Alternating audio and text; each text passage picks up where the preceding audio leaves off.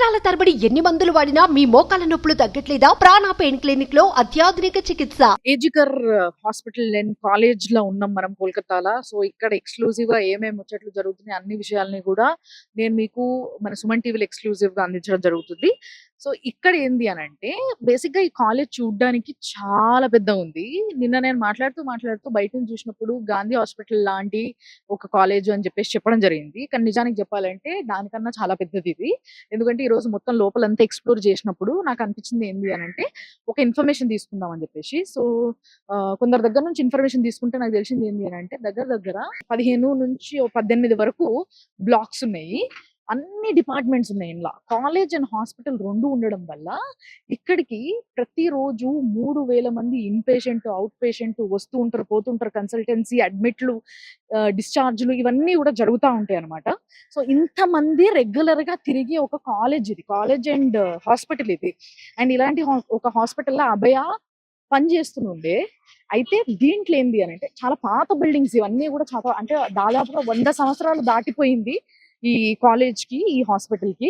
So 100 సంవత్సరాలకు పైగా చరిత్ర కలిగిన ఈ యొక్క హాస్పిటల్ ఏదైతే ఉందో చాలా పాత ఉంది. నా వెనకాల మీరు చూస్తే ప్రతి బిల్డింగ్ కూడా ఇందులో అడ్మిషన్ బ్లాక్స్, ప్రిన్సిపల్ బ్లాకు, కాలేజెస్‌లో కూడా nursing, MBBS, physiotherapy, lab technicians అన్ని ప్రతి ఒక్క కోర్సు, బీడీఎస్ ఇవన్నీ కూడా ఇందులో ఉన్నాయన్నమాట.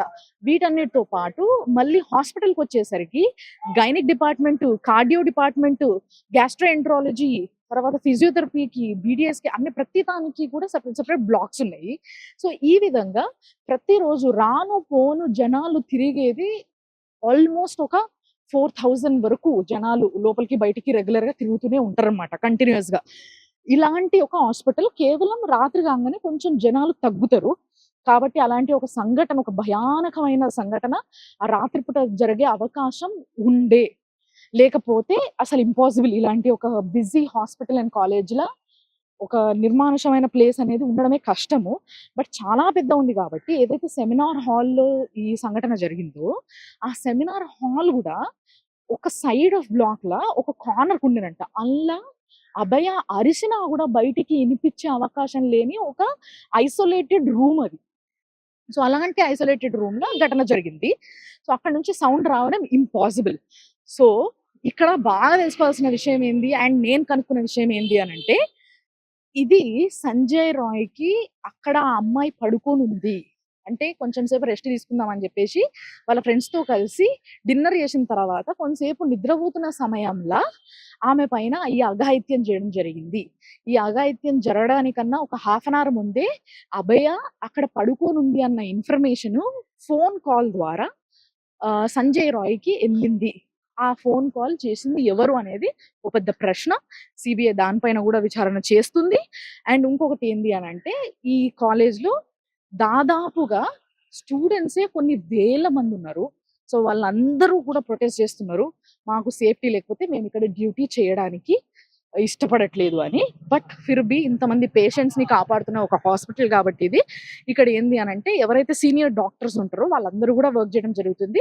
But duty doctors, trainee doctors, interns ఎవరైతే ఉంటారో వీళ్ళందరూ కూడా ప్రొటెస్ట్ లో కూర్చుంటున్నారు. ప్రస్తుతానికి ఇంకా పని చేస్తలేరు వాళ్ళు. సో వాళ్ళందరూ కూడా పని ఆపేసి ప్రొటెస్ట్ లోనే ఉంటున్నారు. సో వాళ్ళందరూ అడుగుతున్న డిమాండ్ ఏంది అనంటే, దీంట్లో ఎవరెవరు ఇన్వాల్వ్డ్ ఉన్నారో వాళ్ళ పేర్లు బయటికి రావాలి, జస్టిస్ జరగాలి. సో ప్రతి ఒక్కరి పేరు బయటికి వచ్చి కరెక్ట్ జస్టిస్ అభయకి జరిగినప్పుడే మేము వర్క్ స్టార్ట్ చేస్తామని చెప్పేసి చెప్తున్నారన్నమాట. సో ఇది కాలేజ్ యొక్క డీటెయిల్స్. ఒకసారి కాలేజ్ మీరు చూసి రండి.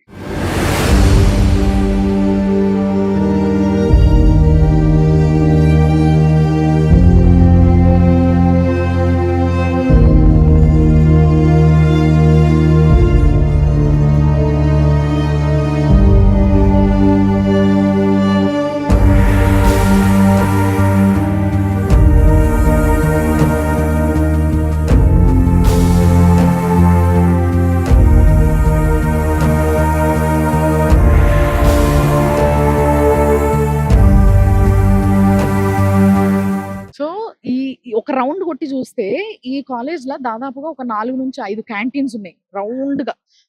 ఒక ఎవ్రీ హాఫ్ కిలోమీటర్స్ లేకపోతే ఎవ్రీ 800 మీటర్స్ కి ఒక క్యాంటీన్ ఉంది ఇట్లా చిన్నగా. అండ్ నా వెనకాల చాలా మంది జనాల్ని చూస్తున్నారు కదా, ఎక్కడెక్కడి నుంచో ఊర్ల నుంచి వచ్చి ఇక్కడ ట్రీట్మెంట్ చేయించుకోవడం జరుగుతుంది. సో వాళ్ళందరికీ కూడా అకామిడేషన్ దొరకడం కష్టం. చాలా మంది పేదోళ్ళు ఉంటారు. సో బయట వాళ్ళు అకామిడేట్ చేసుకోలేరు హోటల్స్ లో. సో వాళ్ళందరూ కూడా ఇట్లా వెనకాల పడిగాపులు కాస్తున్నారు పేషెంట్స్ కోసము. సో ఇట్లా ఎప్పుడు నిత్యం బిజీగా జనాలు తిరుగుతూ ఏదో ఒక పని పైన అండ్ కాలేజ్ పని పైన ఎప్పుడు బిజీగా ఉంటది అనమాట. ఎప్పుడు కూడా కామ్ ఉండనే ఉండదు ఈ కాలేజ్. చాలా బిజీగా వర్కింగ్ కాలేజ్ ఇది, కాలేజ్ అండ్ హాస్పిటల్. సో ప్రతి డిపార్ట్మెంట్ మీరు చూసినట్టయితే అంటే ఎవ్రీ డిపార్ట్మెంట్ కి సెపరేట్ బిల్డింగ్ ఉందన్నమాట. కేవలం ఇందాక నేను ఒక దగ్గర నుంచి స్టార్ట్ చేసిన దగ్గర ప్రిన్సిపల్ కి 6 అంతస్తుల బిల్డింగ్ ఉంది.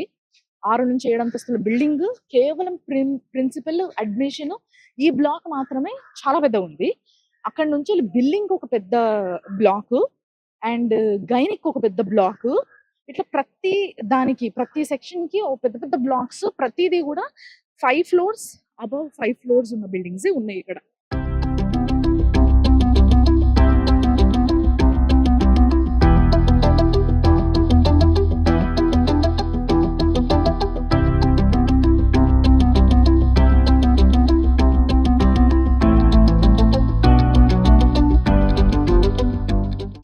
నడుచుకుంటూ వస్తే ఇక్కడ మొత్తం ఈ హాస్పిటల్ అండ్ కాలేజ్ కి సంబంధించిన మ్యాప్ ఉంది.